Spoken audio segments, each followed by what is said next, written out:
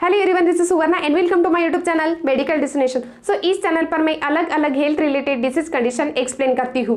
तो इसमें से एक मोस्ट इंपॉर्टेंट टॉपिक है, वो है स्ट्रोक। तो ये स्ट्रोक क्या है, देन स्ट्रोक के टाइप कितने हैं, देन ये किस वजह से होता है यानी कि इसके कारण क्या है, देन इसके सिम्टम्स क्या है, सिम्टम्स यानी कि लक्षण क्या है, इसकी पूरी जानकारी आज मैं इस वीडियो में देने वाली हूँ। तो ये वीडियो एंड तक जरूर देखना। तो अभी हम लोग डिस्कस करने वाले हैं स्ट्रोक। स्ट्रोक को सेरेब्रोवास्कुलर एक्सीडेंट भी बोलते हैं।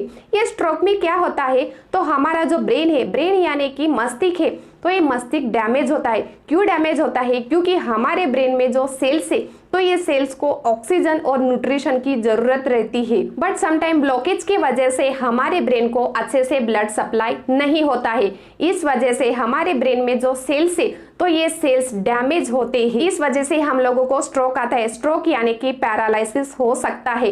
ये एक मेडिकल इमरजेंसी है। स्ट्रोक में मोस्ट ऑफ द हमारा वन साइड का जो बॉडी पार्ट है, तो ये बॉडी पार्ट पूरा पैरालिसिस होता है। तो अभी हम लोग डिस्कस करने वाले हैं स्ट्रोक के टाइप। स्ट्रोक की 3 टाइप्स है।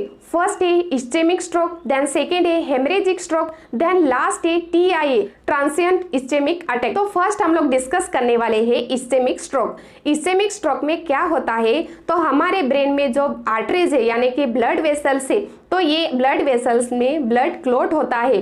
तो ये ब्लड क्लॉट की वजह से हमारे ब्रेन को अच्छे से ब्लड सप्लाई नहीं हो पाता है। ब्लड क्लॉट की वजह से हम लोगों को ब्रेन स्ट्रोक होने का चांसेस रहता है। अगर हमारे हार्ट में ब्लड क्लॉट रहेगा तो हम लोगों को हार्ट अटैक आता है, क्योंकि ब्लॉकेज के वजह से। तो ये इस्चेमिक स्ट्रोक में क्या होता है, जो ब्लड क्लॉट है, ये ब्लड क्लॉट हमारे ब्लड वेसल थ्रू यानी कि आर्टरी थ्रू हमारे ब्रेन में जाता है और ब्रेन में अच्छे से ब्लड सप्लाई नहीं हो पाता है। इस वजह से हमारे ब्रेन में जो सेल्स है, तो ये सेल्स डैमेज होते हैं। देन सेकेंड है हेमरेजिक स्ट्रोक। हेमरेजिक स्ट्रोक में क्या होता है, तो किसी पर्सन को हाई ब्लड प्रेशर की हिस्ट्री रहेगी, तो इस हाई ब्लड प्रेशर के वजह से हमारे जो आर्टरीज है, तो ये फट जाते हैं यानी कि रप्चर हो जाते हैं। इस वजह से हमारे ब्रेन में ब्लीडिंग होती है। और जो person blood thinner medicine use करता है, लाइक वारफारिन है, इकोस्पिरिन है या क्लोपिटैफ है, जो भी ब्लड थिनर मेडिसिन यूज करते हैं, तो ब्लड थिनर मेडिसिन के वजह से हेमरेजिक स्ट्रोक होता है। और समटाइम एक्सीडेंट के वजह से भी हमारा जो ब्रेन है, तो ये ब्रेन में हेमरेज होने का चांसेस रहता है। हेमरेज यानी कि ब्लीडिंग होती है। एंड थर्ड है ट्रांसिएंट इस्चेमिक अटैक। तो जिस पर्सन को ये TIA रहेगा, तो वो इंसान सडनली बेहोश हो जाता है और थोड़ी देर के बाद ये नॉर्मल कंडीशन में आता है। बट ये बहुत डेंजर है और ये TIA को मिनी स्ट्रोक भी बोलते हैं। ये एक बहुत हाई रिस्क कंडीशन है। तो ये थे स्ट्रोक के टाइप्स। अभी हम लोग डिस्कस करने वाले हैं कोजेस। कोजेस यानी कि कारण।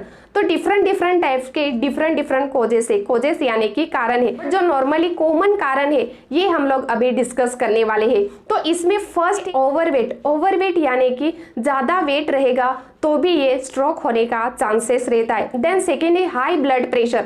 हाई ब्लड प्रेशर रहेगा तो वो पर्सन को भी ये ब्रेन स्ट्रोक होने का चांसेस रहता है। क्यों स्ट्रोक होता है?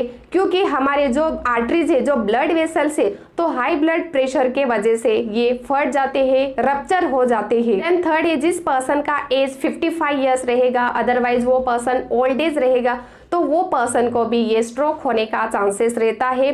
देन फोर्थ है जिस पर्सन को डायबिटिक रहेगा, तो डायबिटिक के वजह से भी ये स्ट्रोक होने का चांसेस रहता है। देन फिफ्थ है फैमिली हिस्ट्री। अगर आपके फैमिली में किसी को भी ये स्ट्रोक की हिस्ट्री रहेगी, तो भी हम लोगों को ये स्ट्रोक होने का चांसेस रहता है। देन 6 है हाई कोलेस्ट्रॉल लेवल। अगर आपका कोलेस्ट्रॉल लेवल हाई है, तो भी ये स्ट्रोक होने का चांसेस रहता है। देन 7 है जिस पर्सन को हार्ट डिसीज रहेगा।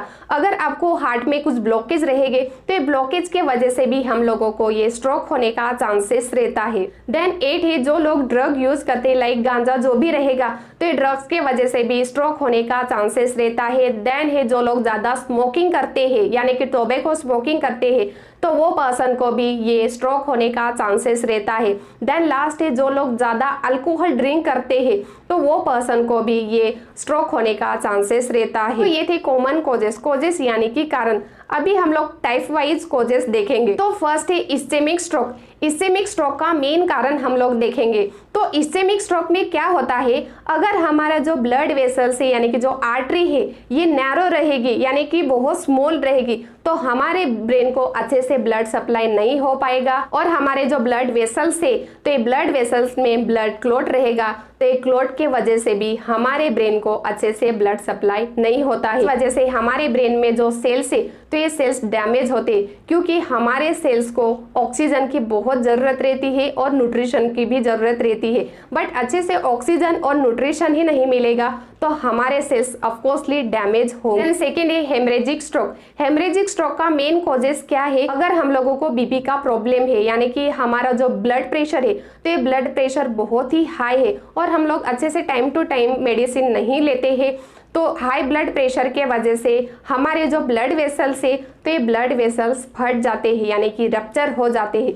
इस वजह से ज़्यादा ब्लीडिंग होती है। और जो पर्सन ब्लड थिनर मेडिसिन और इंजेक्शन यूज़ करते हैं लाइक वारफारिन है, क्लोपिटैप है, इकोस्पिरिन है, तो ये ब्लड थिनर के वजह से भी हेमरेज होने का चांसेस रहता है। देन ट्रूमा के वजह से भी हम लोगों को ब्लीडिंग होने का चांसेस रहता है। तो ये थे हेमरेजिक स्ट्रोक के मेन कॉजेस। तो अभी हम लोग लास्ट डिस्कस करेंगे TIA के कॉजेस। तो इसमें क्या होता है, ये थोड़ा सा सिमिलरली है इस्केमिक स्ट्रोक का, यानी कि ब्लड क्लॉट की वजह से हम लोगों को ये स्ट्रोक होता है। और TIA ये एक मेजर स्ट्रोक है यानी कि ये एक मेडिकल इमरजेंसी है। अगर आप लोग इमीडिएटली ट्रीटमेंट नहीं लेंगे तो हमारा वन साइड का बॉडी पार्ट पैरालिसिस होता है। तो ये थे स्ट्रोक के कॉजेस यानी कि कारण।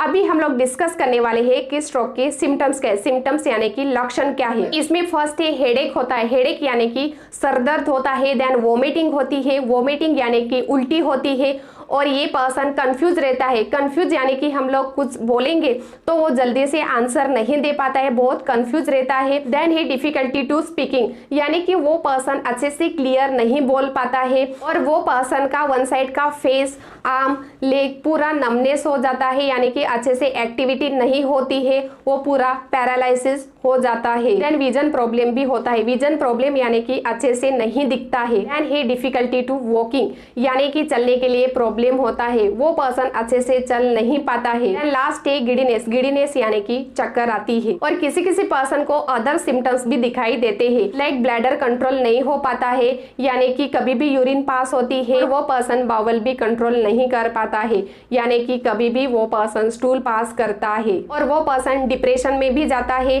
और मसल्स वीकनेस के वजह से वन साइड पूरा पैरालिसिस भी होता है। और पैरालिसिस के वजह से वो पर्सन अच्छे से एक्टिविटी नहीं कर पाता है यानी कि अच्छे से मूव नहीं कर पाता है। तो ये थे स्ट्रोक के सिम्टम्स यानी कि लक्षण। टुमारो हम लोग डिस्कस करने वाले हैं कि स्ट्रोक के इन्वेस्टिगेशन क्या है, यानी कि डॉक्टर क्या इन्वेस्टिगेशन एडवाइस करते हैं, क्या ट्रीटमेंट एडवाइस करते हैं और स्ट्रोक से हम लोग कैसे बच सकते हैं, इसकी जानकारी मैं कल देने वाली हूँ। अगर ये जानकारी अच्छी लगी तो ये मेरा वीडियो शेयर करो, लाइक करो और सब्सक्राइब करना मत भूलो।